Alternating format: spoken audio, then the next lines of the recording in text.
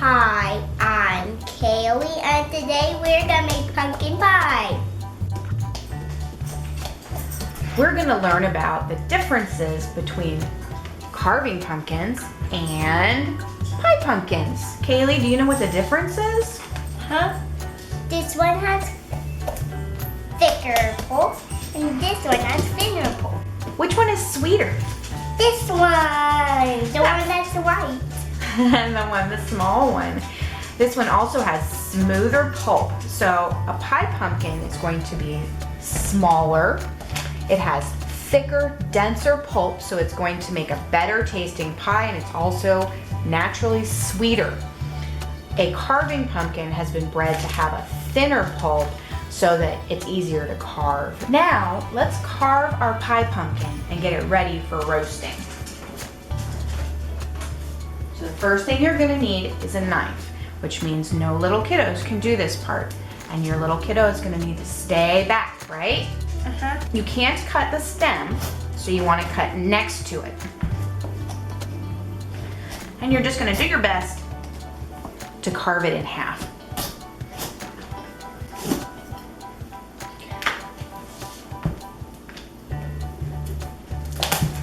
There is the inside of our pie pumpkin. So you're just going to take your scoop, whatever your scoop may be, whether it's an ice cream scoop or a regular spoon, whatever it is, and just get all of this stringy material out. You do need to be pretty firm with it when you are scraping. Don't be afraid to scrape off some of the flesh as well. There's going to be plenty for your pie. Go ahead and cut your stem off. There we go. If you have kiddos or you like to get messy, you can put a little olive oil or coconut oil on the inside of this with your hands. If you don't like to get messy or your little one doesn't like to get messy, then you can just put it on with a pastry brush. I like to get messy. But first, Need aprons. we need some aprons. And just pour maybe a tablespoon of olive oil in the bottom. And then have your little one squish it around.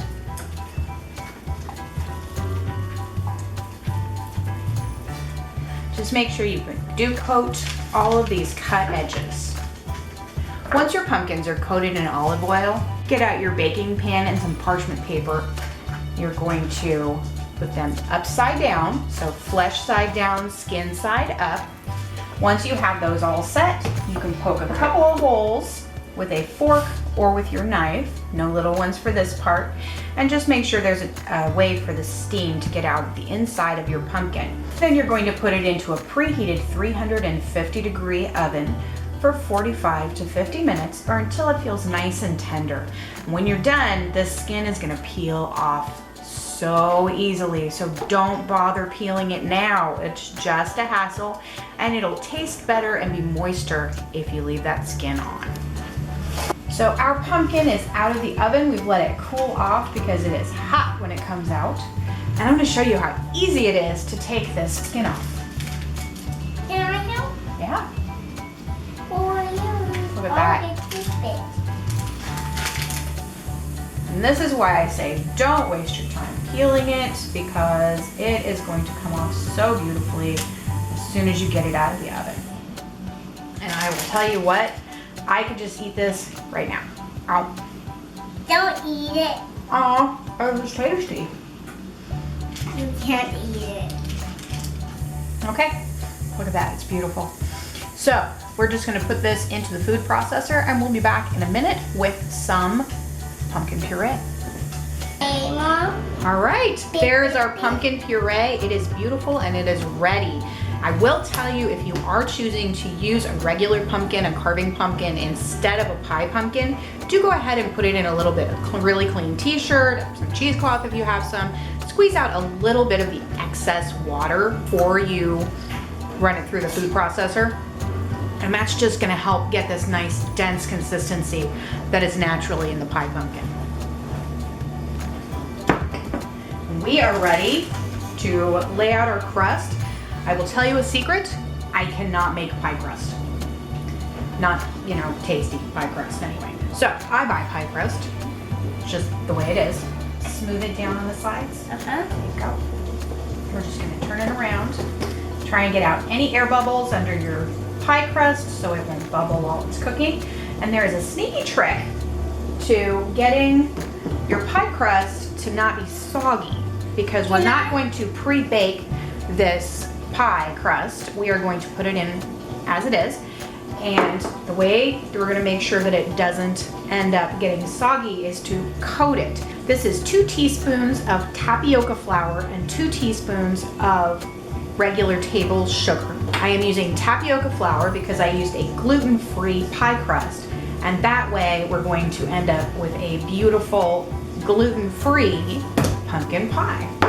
So we're just gonna add our tapioca starch to the sugar. Once that's done, we're gonna put our mixture right in there. Spread it out. And spread it out. Make sure the whole top gets covered. That.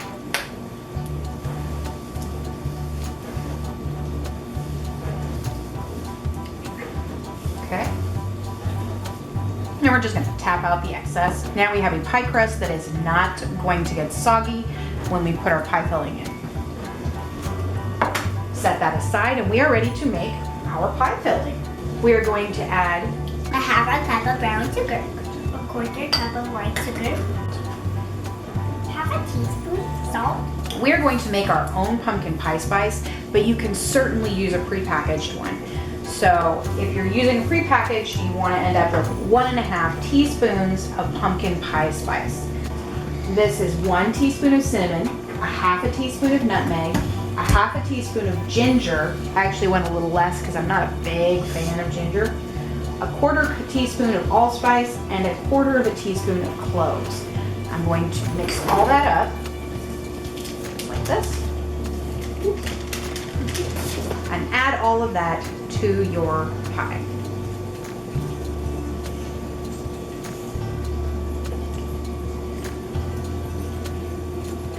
Now we are going to add 2 egg. This is pasteurized boxed egg because kiddo always eats some. 15 ounces of pumpkin puree. Good job.